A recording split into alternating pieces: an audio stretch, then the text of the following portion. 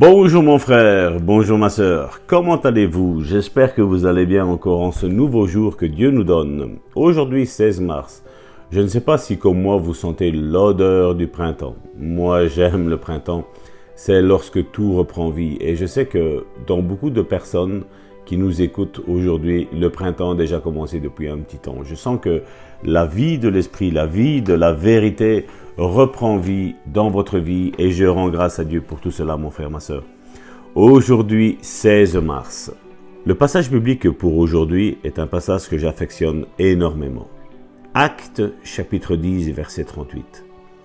Dieu a oint du Saint-Esprit et de force Jésus de Nazareth, qui allait de lieu en lieu faisant du bien et guérissant tous ceux qui étaient sous l'empire du diable, car Dieu était avec lui. Le titre de la méditation d'aujourd'hui est « Accepter la vérité ».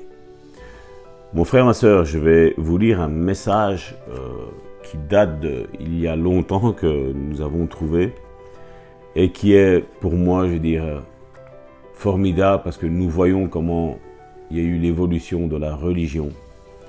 Où aujourd'hui, malheureusement, il y a une religion morte, une religion où la vie de l'esprit n'y est plus. Parce que comme je dis toujours, le même Saint-Esprit qui a oint de force et de puissance Jésus de Nazareth est le même que celui qui est posé en toi, mon frère, ma sœur.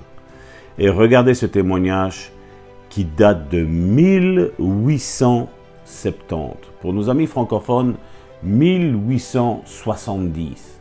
Waouh! Waouh! Plus d'1 siècle après, on touche presque même les 2 siècles, un témoignage qui a été ressorti des oubliettes. Je voudrais aujourd'hui qu'il reprenne vie, mon frère, ma sœur, pour que tu comprennes que cette série émission Foi et guérison est une vérité, mon frère, ma sœur. C'est une vérité. J'ai lu l'histoire du révérend John Alexander Dowie, pasteur d'une église congrégationaliste en Australie dans les années 1870, lors d'une peste bubonique dans ce pays. Les gens mouraient comme des mouches pendant cette pandémie. Le révérend Dowie avait déjà enseveli 83 membres de son église et il y en avait encore 4 sur le point d'être enterrés. Un jour assis à son bureau, dans son cabinet de travail, il commença à supplier Dieu. « Mon Dieu, toute l'église va mourir. Est-ce que tu as envoyé cette peste? Est-ce ta volonté? Vas-tu les appeler tous chez toi ?» Il ne savait pas qui en était l'auteur.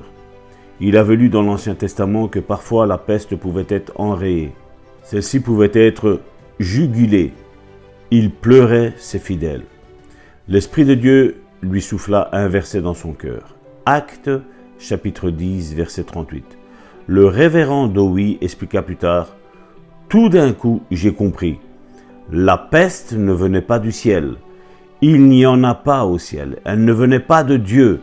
Satan est l'oppresseur. Jésus est le libérateur. » Des écritures de Genèse à l'Apocalypse ont commencé à venir à l'esprit.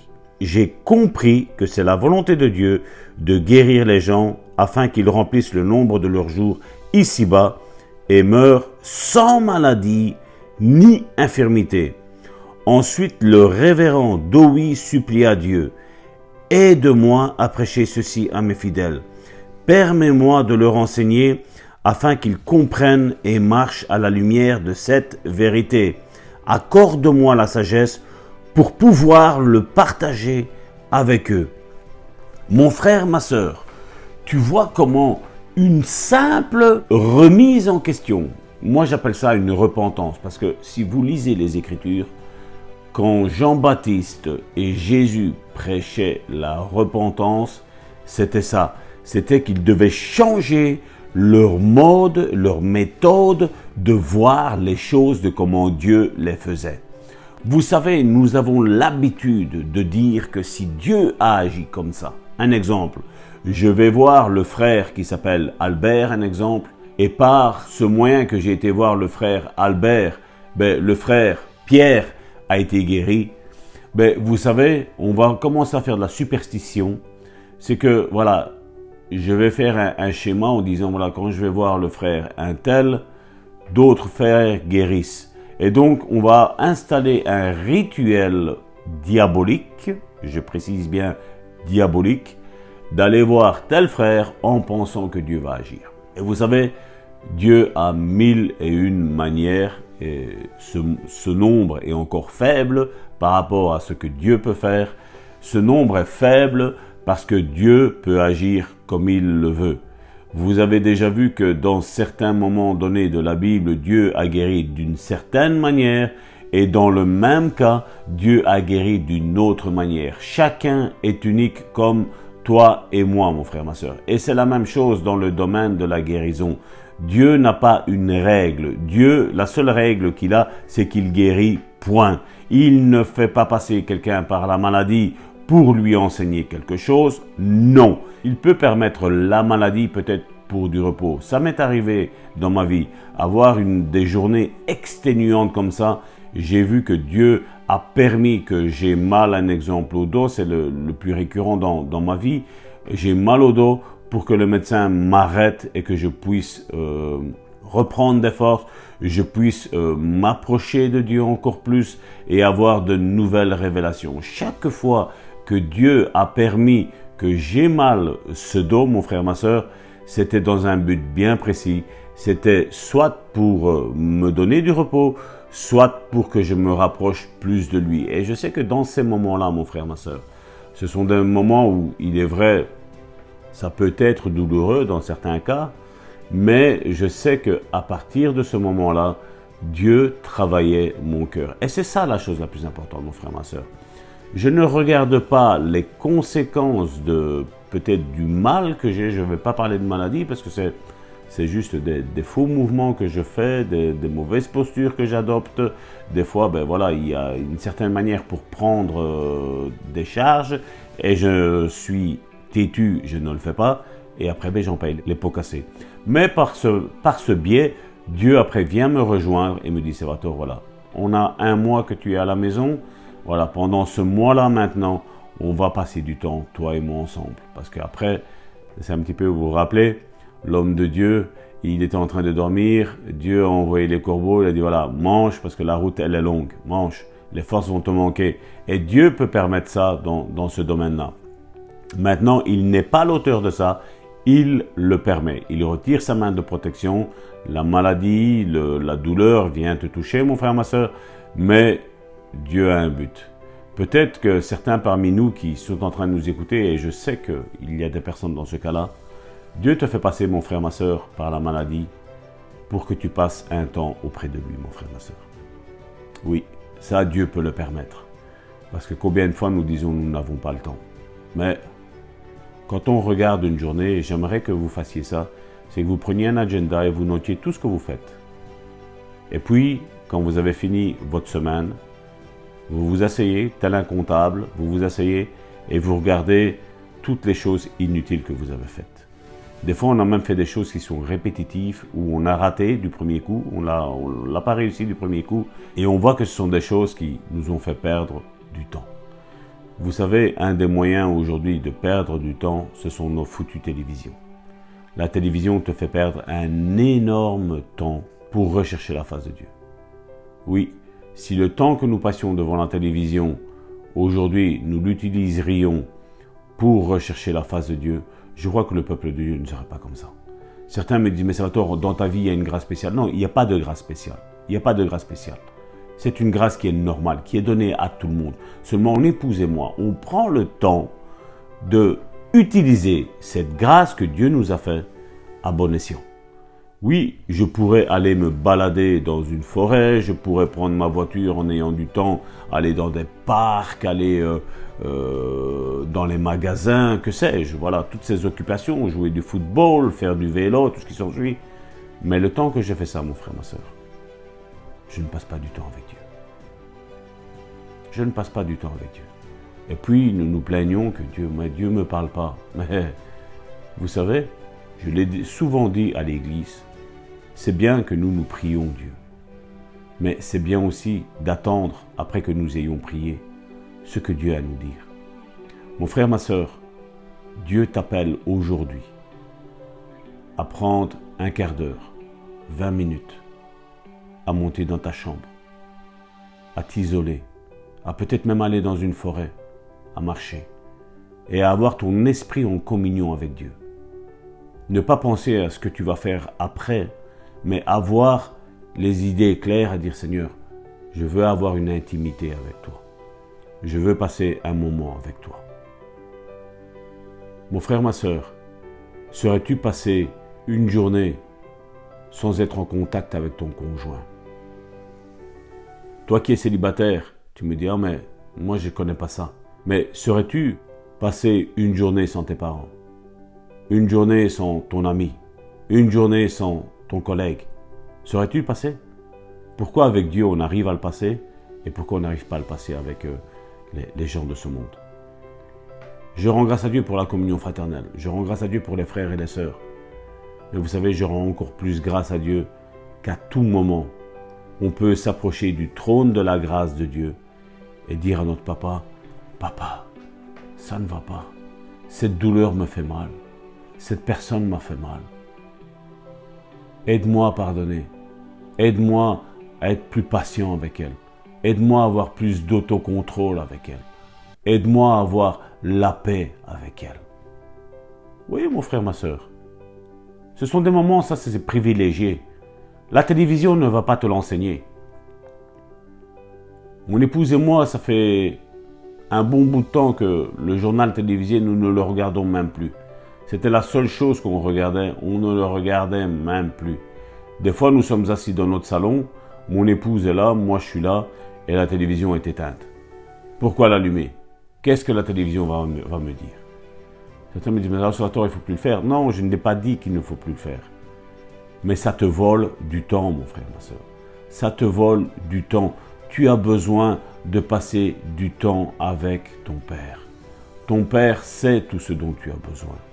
C'est pour ça qu'il a dit, cherchez premièrement le royaume de cieux et sa justice, et toutes ces choses vont vous être données par-dessus tout. Tu vas en avoir du temps, mon frère, ma soeur. Moi, je me rappelle quand nous nous sommes convertis, nous avions dit, mon épouse et moi, ben voilà, on va aller les dimanches à la messe, à l'église. Et puis, nous avons été le dimanche, et durant la semaine, nous n'avons pas été. Donc, c'était la première fois que nous avions mis les pieds dans une église. Nous savions qu'il y avait un programme en semaine. J'ai entendu qu'il y avait la réunion prière, j'ai entendu qu'il y avait l'étude biblique. Et mon épouse et moi, on a dit, non, non, non, non. Nous ne sommes pas sectaires. Non, on va pas passer notre vie à aller à l'église. On a eu ces raisonnements-là peu de jours. Le mardi, quand il est arrivé le mardi, je disais, à l'église, aujourd'hui, ils ont la réunion prière. Et puis, on est arrivé le jeudi, je disais, aujourd'hui, ils ont l'étude biblique.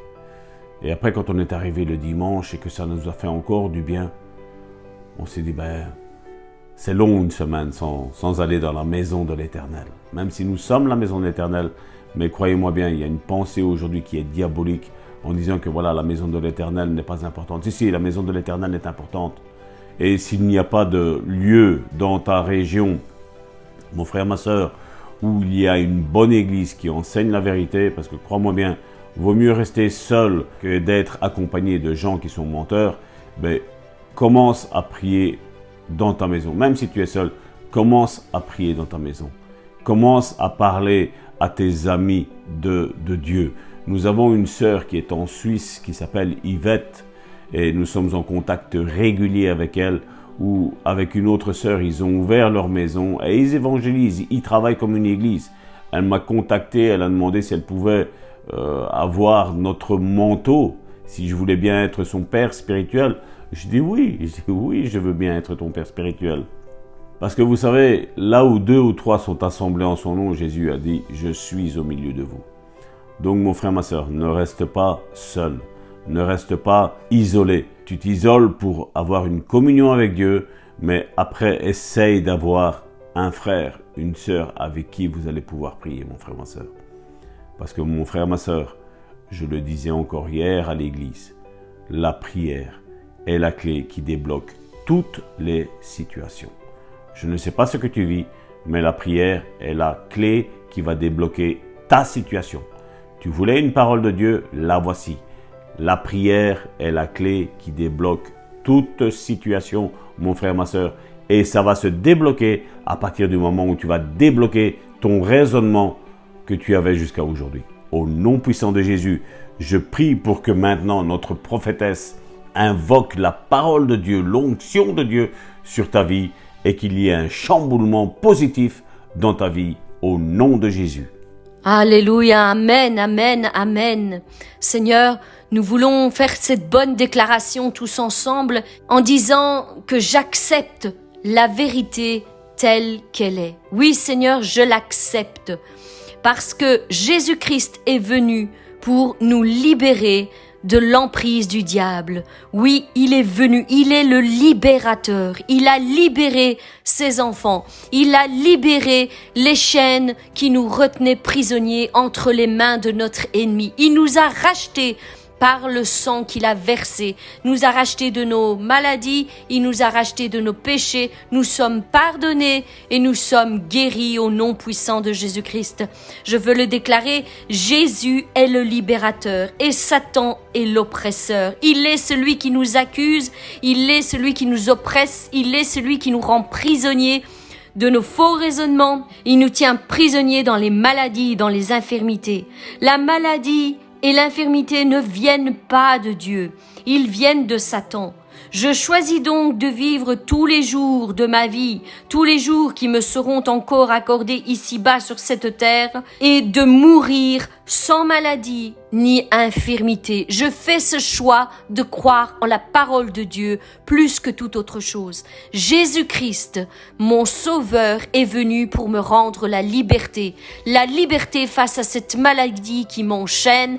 Je veux recevoir ma liberté. J'ai reçu les clés qui ouvre les portes de ma prison. Cette prison de la maladie m'avait enchaîné, qui m'avait mis au fond du trou et dont la dépression m'avait atteint. Mais j'ai entendu parler de l'Éternel, mon Dieu. J'ai entendu que c'est lui qui me guérit de toutes mes maladies, de toutes mes infirmités. Et maintenant, il a ouvert la porte. Je n'ai plus qu'à sortir de cette prison, de recevoir ma guérison et de vivre dans la liberté d'une pleine santé. Oui, Seigneur, je t'accepte comme unique et seule vérité.